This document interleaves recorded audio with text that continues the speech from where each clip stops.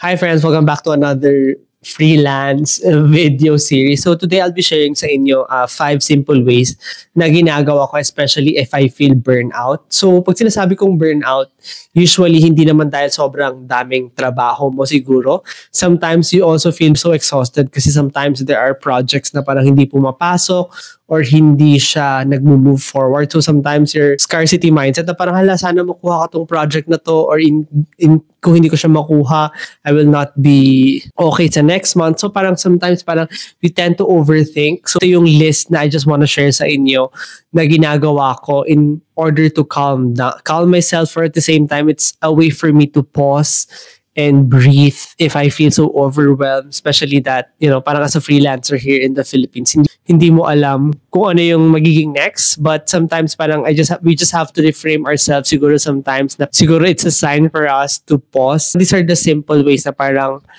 ginagawa ko. So I'm sharing sa inyo 5 simple things. So number 1 is I repair things. Instead of me buying stuff, parang mas gusto ko na lang magpa-repair ng bagay. Kung hindi ko siya mare-repair, siguro ipapa-repair ko siya. For example, last week, I had this shoes na binili ko sa Ukay-Ukay. I bought it for 100 pesos pero parang sira yung sole niya. So I just went to a repair center. So instead of me buying a new shoes or parang just letting the shoes be wasted, parang gumastos ako ng 500 pesos.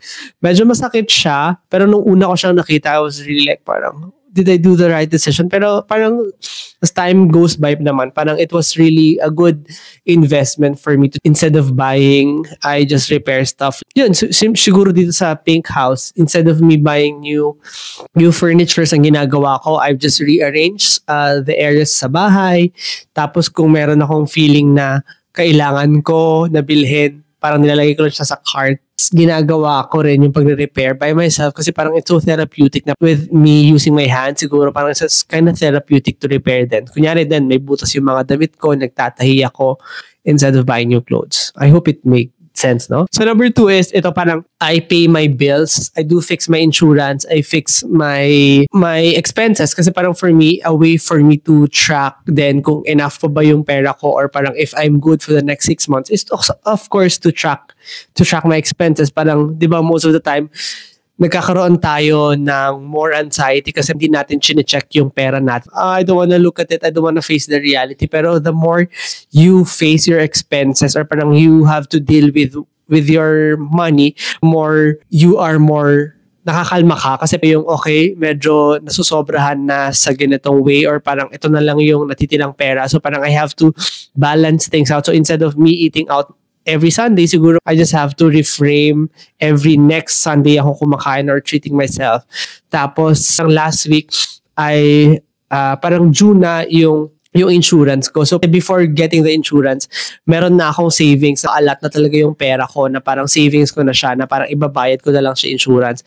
Pero parang I had the extra income. So, ginawa ko, instead of nababawasan ko yung pangbayad ko talaga sa insurance na inipon ka na ng matagal, parang yung extra money ko, instead of buying that, binayad ko na lang siya sa insurance ko. Parang difficult kasi parang at the same time, parang you always see your bank account, may ganito kang pera, pero you paid it sa insurance. Pero parang inisip ko na lang, instead of me using that money this year, parang siguro in the future, in the next 3 years, pag natapos natin, doon pa lang, di ba? Kasi mamaya magbabago rin naman yung gusto ko. So, yun. Number 2 is just really fixing your expenses and tracking what you really have. For the past weeks then, medyo magulo rin yung isip ko na parang, shucks, I have to pay na my insurance kasi deadline ko is every September.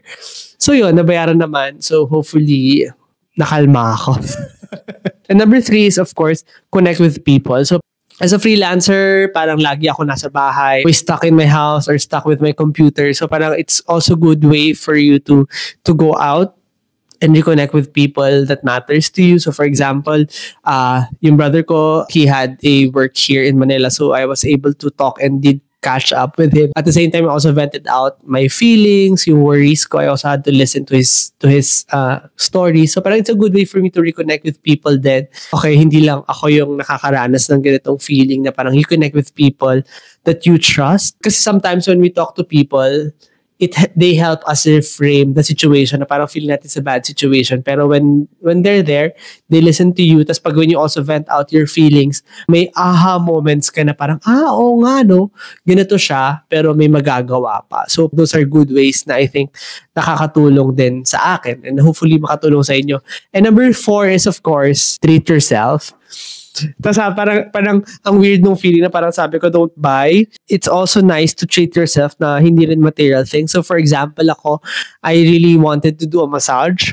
So I am used to that expensive massage. Pero trinay ko yung sa Bulag. Parang 200 pesos lang ata. Shower 180, 30 minutes. It was a good way for me then to relax. Ayun, I have to share din sa inyo. I did a long run. So sorry, I'm jumping from one topic to the other. Pero past, I think 2 or 3 months, I prepared for a 42 or full marathon run by myself lang. Last Sunday siya. So it's been a week. So it's Saturday. So 1 week na yung rest ko. It's also a good way then for me to have that massage kasi parang sobrang sumakit talaga yung katawan ko in a good way naman. No? It's parang it's a nice way for me to challenge then myself. Yun, siguro treat yourself to parang siguro clean your teeth, maglinis ng mukha, or if you want, you still deserve those treats. You deserve it kasi parang it helps you then calm down yourself, you know. And number 5, literally this is my favorite, is do nothing. Past week, hindi ako tumakbo, nag-exercise ako, weights lang, meditation, pero hindi ako tumakbo. So it's a good way for me to just relax. I know this is so weird, pero nag-doom scroll lang ako. Humiga lang ako sa kama. I just did nothing. Sometimes parang we feel we want to concentrate or do this healthy habits, pero at the same time, yung mga paggawa, when you do nothing, actually it really helps because you're just rewarding yourself after a long days or weeks of work. So nare-reframe mo lang yung self mo, naiisip mo yung ano ba yung mahalaga, nakakapahinga ka, and you're able to just rest and pause. So, parang I don't know, no? Parang, this is just me weird talking in front of you. I don't know kung nag-make sense yung mga sinabi ko, pero hopefully, this would help you. As individuals, diba? We have moments of burnout, moments of doubt, moments of scarcity mindset, moments of getting scared, pero parang we still need these ways to help us pause and help us understand or reframe things. So I hope you learned something from this list that I always do. Catch you on to the next video. Bye-bye.